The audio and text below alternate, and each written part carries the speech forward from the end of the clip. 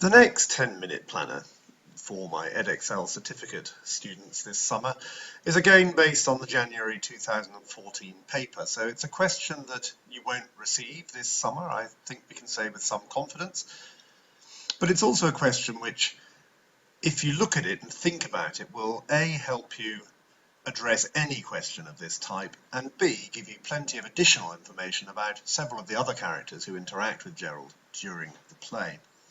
So the question contained a quotation, "You ought to like this port, Gerald," and a question, "How does Priestley present the character of Gerald as an upper-class young man in this play?" And as with any other essay, the first thing we have to do is look carefully at the question and work out how to address this and what it is that the examiners are seeking. So, obviously, the question is framed by a quotation. You need to use that quotation. I hope you all recognize it. And of course, it's said by Burling in the first act when he's trying to impress Gerald at the party to celebrate the engagement. After the quotation, which we'll look at in a moment, the focus of the question is on class. And we notice that it's a "how does Priestley?" So we know it's a writer's craft question. And so we are being asked to engage with what it is that Priestley is trying to achieve when he creates Gerald in the way that he does as an upper-class young man. So, with that in mind, hopefully this will take no longer than about 10 minutes, otherwise I'll run out of recording, but also it's aimed that this is the sort of length of time that you might spend planning in an exam, and your mind might work in some ways along the same lines that mine does. So, we might find ourselves planning with 4 strands and possibly dividing how does he present Gerald in line with Gerald's appearance in the play. So we might have the opening scene, the relationship with Sheila, the relationship with Eva, and the closing scene. And it's one way that you could effectively divide up this question, I think. So in the opening scene, we may as well, at the beginning of our essay, establish general knowledge about it. We want to bring in the opening stage direction, the fact that he is described as well-bred. Also, not quite a dandy, a tricky little phrase, but something to do with a man who is simply just naturally elegant and well-dressed and carries himself well. We'll establish the knowledge that his parents are Sir George and Lady Croft, thus he is well-bred, he is upper class. It is a statement of fact. And what we can then do is hang off that, what he does, or what Priestley rather makes him do, to show his class. And we will also, in this opening section, just quickly acknowledge the fact that we understand what the party is for. That said, we might also look at the way Priestley presents Gerald, and indeed most of the men at the beginning of the play, by their clothing. White tie is the highest form of formal attire. You are going to be upper class, or, as in the case of the Burlings, aspirant upper class if you are wearing that sort of clothing.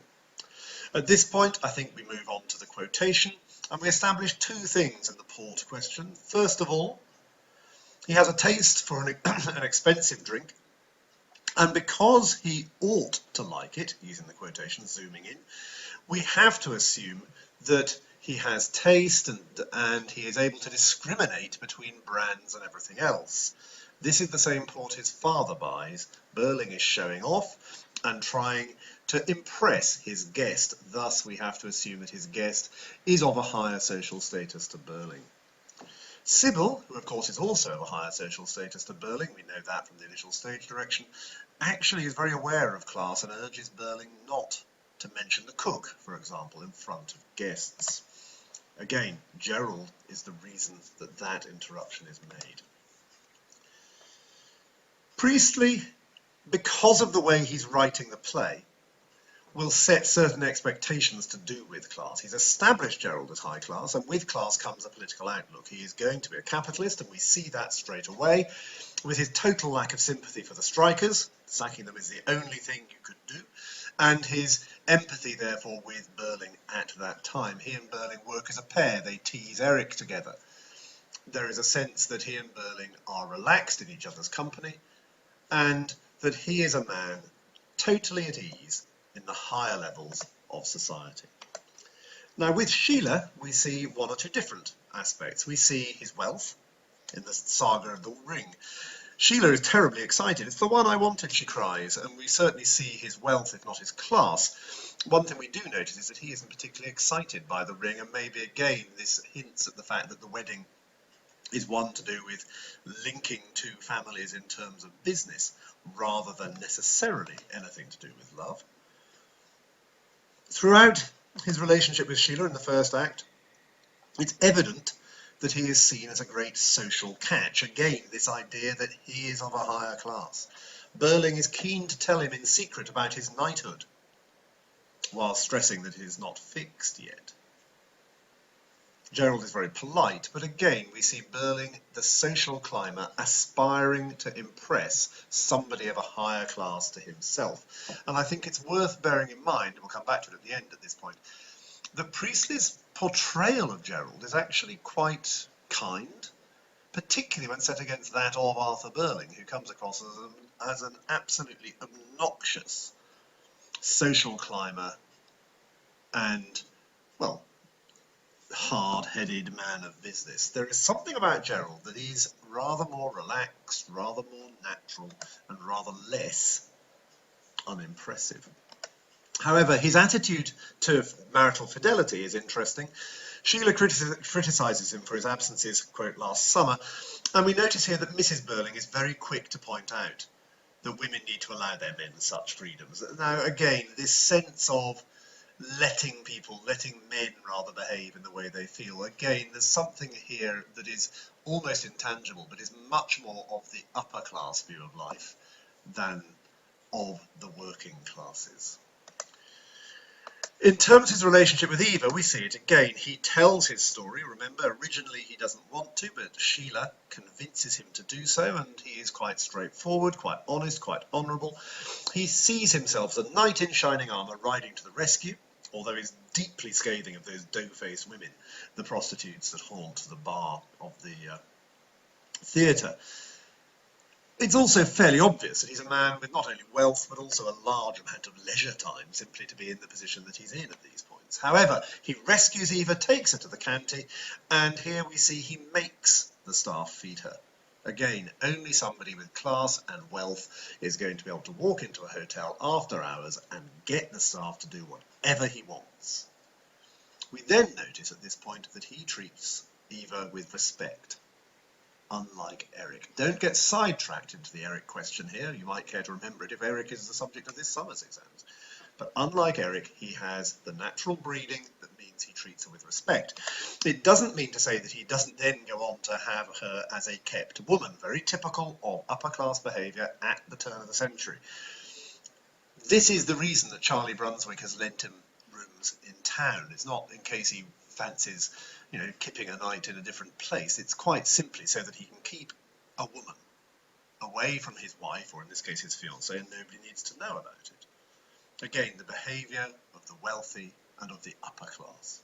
However, he does treat Eva well. Gould will tell us that this was the happiest she was at any time of her life at this point, and he ensures that she has money when he leaves her. And again, this question of wealth comes in. Wealth and class do not always go hand in hand, but I think here we can use this. Eric has to resort to stealing. He does not have the same basic level of wealth as Gerald. Gerald is of altogether a higher level. Now, in the closing scene, what do we see?